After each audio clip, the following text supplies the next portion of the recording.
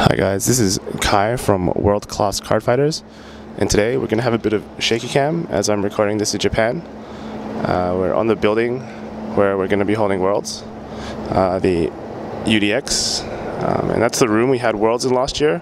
Not sure if we're going to do the same, but yeah, in Japan at the moment. So I'll be doing a quick video today on a topic that I've received quite a few requests about.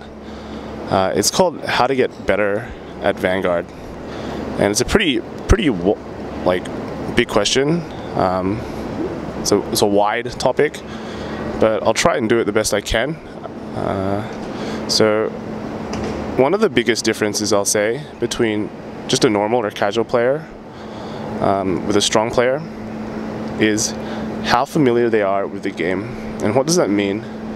It means that when you're playing the game at a tournament, the strong player is going to be very familiar with what they're doing, and they usually don't even need to think. They don't need to think about the plays they need to do because it's already ingrained in their brain. They've played it so many times that they know exactly what they need to do, and they can use their brain to focus on other aspects of what's going on in the game. So if they're just doing a bread and butter long combo, they can use that time they're doing, or that time that they're not thinking about what might occur, and then they'll never hit time, etc., etc. So with that said, how do you get to that kind of level, right? So you've probably seen there's been a few posts or talks that you need people practice a lot. Like they practice 50, 100, 500, even 1,000 times when preparing for Worlds. And that's fine. That's not wrong. You need to practice a lot. You need to practice and play until you're familiar with a deck and game. And that's different for everyone. But what is the most important is what you're getting out from that practice. If you've played 100 games and you've won 100 games and your win rate's like 100%, you are not learning much from these games. You've learned that you've dominated your opponent. But what are you actually getting from it? You want to know, when you're playing these games, you want to know what your weaknesses, what your strengths, how you're losing, how do I fix that? And if you're just winning all the time, that's not helping. So real practice comes down to actually practicing, finding out these parts and working to lower that possibility, the losing possibility.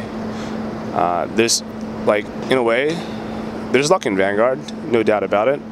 You can go to a tournament, you can travel to a tournament, and then go 0-2, and you're just out. Like, that's unfortunate. You get grade stuck one game, they double crit you the next game, that's it, you're out.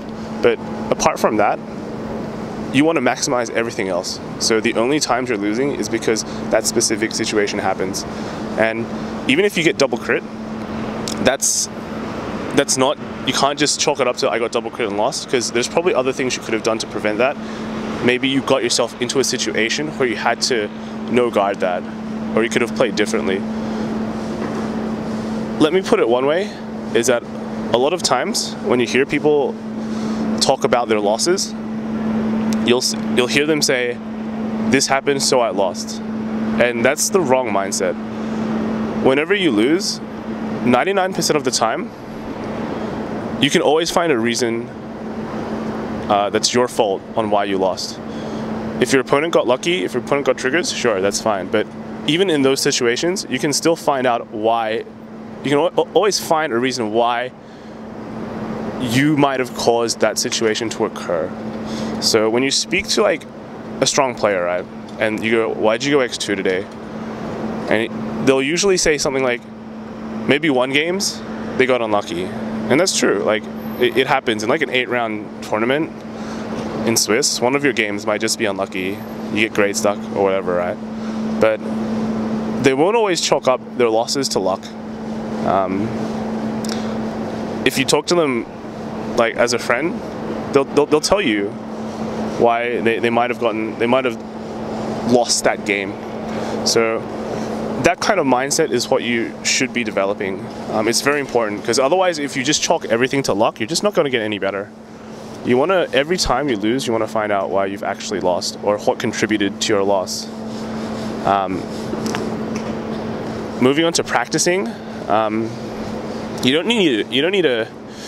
It really depends on the player.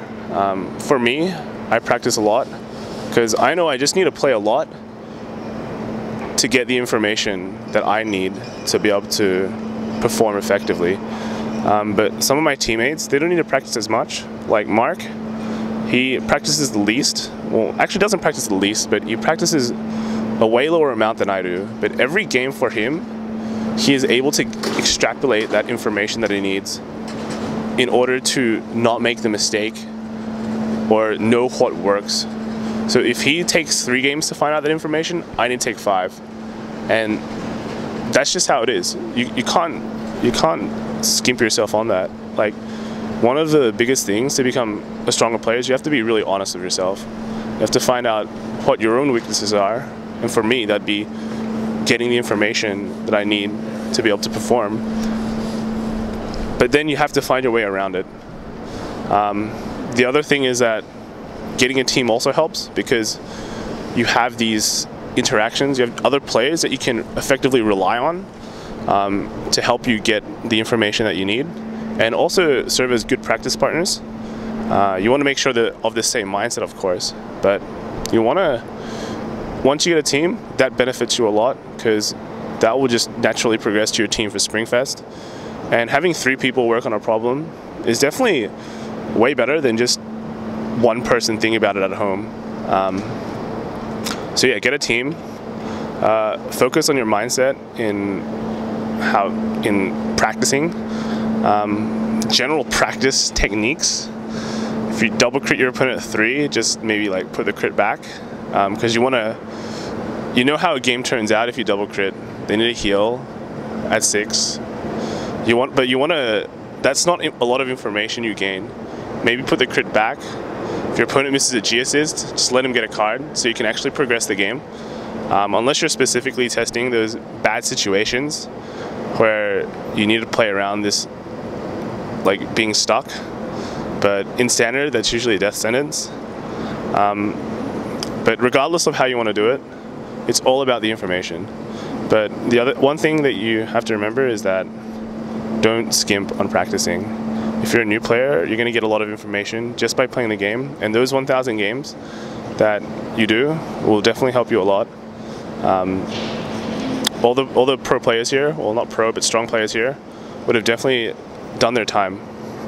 They've done their time learning the game, and now they don't need to play a lot in order to get what they need, just because of experience. But if you start off new, you have to gain that experience first. So there's no skimping your way around that. It's going to be a different number for different players, but yeah, just play Vanguard. As if you enjoy it, it'll go by faster, and then focus on the real practicing. Don't skim practicing. Focus on what needs to be done. Focus on how you need to win with your deck. Focus on playing to win. And as long as you have that mindset, you will do way better. Worlds is coming up very soon. WCC is going to be doing a Worlds follow stream.